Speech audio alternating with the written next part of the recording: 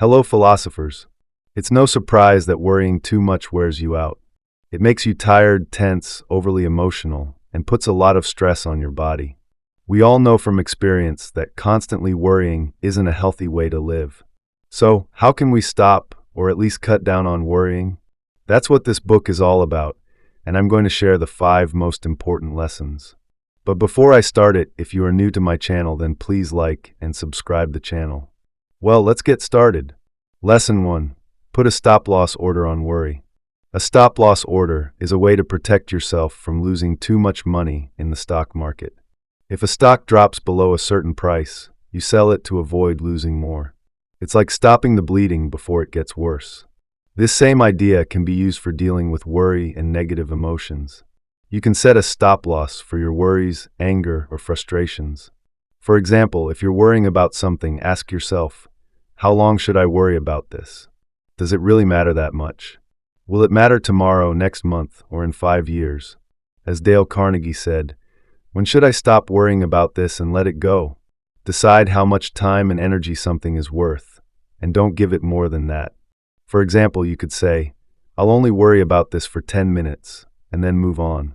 This gives you control over your worries instead of letting them control you. Usually we let worries take over, and that's why they feel overwhelming. Most of us don't tell ourselves, you can only worry about this for 10 minutes, and then you have to either fix the problem or let it go. Setting a time limit is a simple but powerful way to stop worrying too much. When deciding how much time to spend worrying, remember this: 90% of the things we worry about never happen. So ask yourself, what are the odds this thing I'm worried about will actually happen? This all sounds good, but how do you actually do it? We know we shouldn't worry so much, but worrying becomes a habit, and habits are hard to break. That's where Dale Carnegie's magic formula comes in. It's a tool to help you break the habit of worrying. Lesson 2. 3 steps to reduce worry. Step 1. Get the facts. You can't solve a problem if you don't know what the problem is. So, figure out exactly what you're worried about. What's bothering you? What's the worst thing that could happen? Maybe you're worried about losing your job, your marriage falling apart, or running out of money if the stock market crashes. Write it down. When you put it on paper, the problem often feels smaller than it did in your head. It's the confusion and not knowing what might happen that makes us worry so much. Step 2. Accept the worst-case scenario. Once you know the worst that could happen, try to accept it. Yes, it might be really bad, like losing your job, not being able to pay bills, or even losing your home. But if you can accept that it could happen, you'll feel a sense of relief. Just knowing the worst-case scenario and accepting it can take a weight off your shoulders.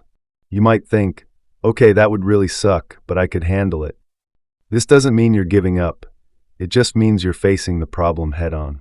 As Dale Carnegie said, be concerned about your problems, but don't let them worry you. Acceptance isn't about giving up. It's about preparing yourself to deal with the problem. Once you accept the worst, you'll feel calmer and more focused, which helps you think clearly and make better decisions. Step 3. Work on improving the worst-case scenario. Now that you've accepted the worst, focus on how you can make it better. What can you do to improve the situation? Dale Carnegie said he would spend his time and energy trying to make the worst-case scenario better, since he had already accepted it mentally. Once you make a decision, stick to it. Don't second-guess yourself or keep going back and forth. Worry comes from confusion and not knowing what to do, which leads to indecision and inaction. When you're stuck in that cycle, you just keep worrying without making progress. By following these steps, you can take control of your worries and stop them from taking over your life. Lesson 3. Live in what Dale Carnegie calls day-tight compartments.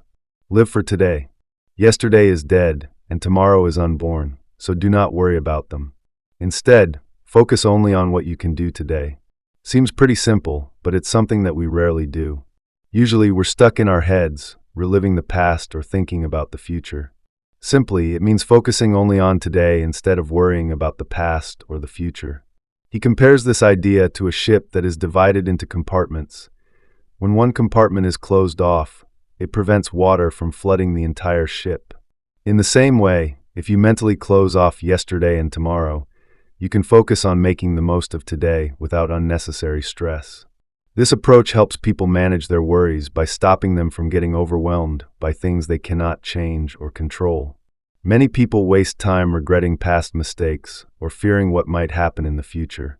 Carnegie explains that neither of these worries is helpful because we cannot go back and fix the past, and the future is uncertain. Instead of carrying these burdens, he advises us to concentrate on the present moment. By doing this, we can give our full energy and attention to the tasks at hand, leading to greater productivity and peace of mind. Living in day-tight compartments allows us to deal with problems as they come, without adding unnecessary stress from yesterday's regrets or tomorrow's fears. Practicing this mindset requires conscious effort. Carnegie suggests starting each day with a fresh perspective, focusing on what can be done now rather than worrying about things beyond our control. When negative thoughts about the past or future arise, we should remind ourselves to return to the present moment. Over time, this habit can reduce anxiety, improve mental clarity, and help us enjoy life more fully. By living one day at a time, we free ourselves from worry and make each day meaningful. Lesson 4. Get your mental attitude squared away. Your happiness doesn't depend on what happens to you. It depends on how you react to what happens. This might sound surprising, but think about it. Two people can go through the same situation and feel completely different about it. That means it's not the situation itself that causes unhappiness, it's how you think about it. As Abraham Lincoln said, most people are as happy as they decide to be. Inner peace doesn't come from what's happening around you, it comes from your mindset. What hurts us isn't so much what happens, but how we feel about what happens. And how we feel about it is completely up to us. What do you spend your time thinking about? Ralph Waldo Emerson once said, "A person is what they think about all day long." It's true, your thoughts shape who you are. But here's the thing, thoughts can be random. We don't always choose our thoughts. If we did, we'd only think happy ones. Thoughts just pop into our heads, sometimes from our subconscious or out of nowhere. So it's not the thoughts themselves that define you, it's the thoughts you choose to focus on. Are you focusing on positive, empowering thoughts or negative, victim-like thoughts? Do you see life as a challenge to overcome, or as a series of threats and bad luck? The thoughts you focus on and act on are the ones that grow and shape who you become. Your thoughts drive your actions and behaviors. In short, you can't always control what happens, but you can control how you respond. Choose to focus on thoughts that empower you, not hold you back. Lesson 5. Get busy. Dale Carnegie emphasizes the importance of staying busy as a way to stop worrying. When your mind is actively engaged in meaningful work, there is little room for unnecessary fears and anxieties. Many people find themselves worrying excessively when they have too much idle time, overthinking problems instead of taking action. Carnegie suggests that keeping yourself occupied with productive tasks helps redirect your focus and prevents your mind from dwelling on negative thoughts. One of the key benefits of staying busy is that it shifts your energy from worrying to doing. Instead of sitting around feeling anxious, you can engage in work, hobbies, or social activities that require your attention. Whether it's exercising, learning a new skill, or helping others, taking action creates a sense of accomplishment and reduces feelings of helplessness. Carnegie points out that even simple activities like organizing your space or making a to-do list can break the cycle of overthinking and bring a sense of control. However, staying busy doesn't mean overloading yourself with stress. The goal is not to escape your worries, but to replace them with purposeful action. Carnegie encourages people to find activities that are meaningful and enjoyable. Dale Carnegie offers several bonus lessons that can help people reduce stress and live a happier life. These lessons go beyond just avoiding worry. They focus on practical ways to cultivate a positive mindset, build strong relationships, and find fulfillment in everyday life. 1. Don't try to change the unchangeable.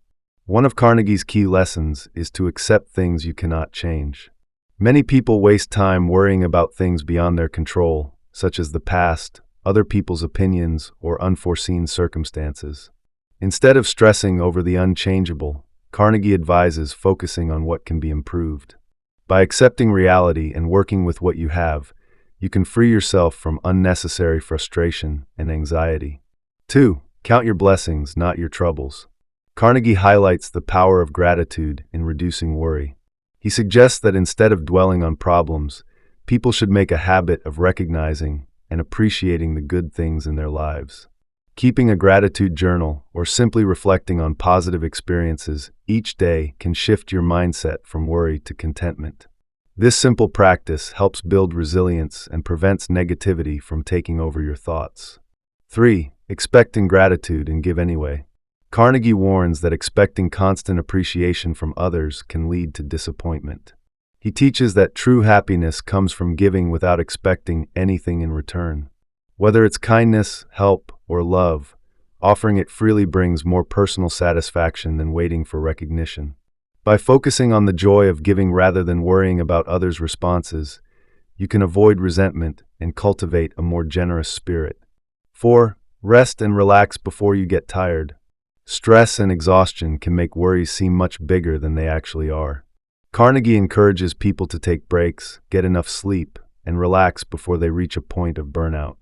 Small moments of rest throughout the day, such as short walks, meditation, or simply pausing to breathe, can help maintain energy and prevent overwhelming stress.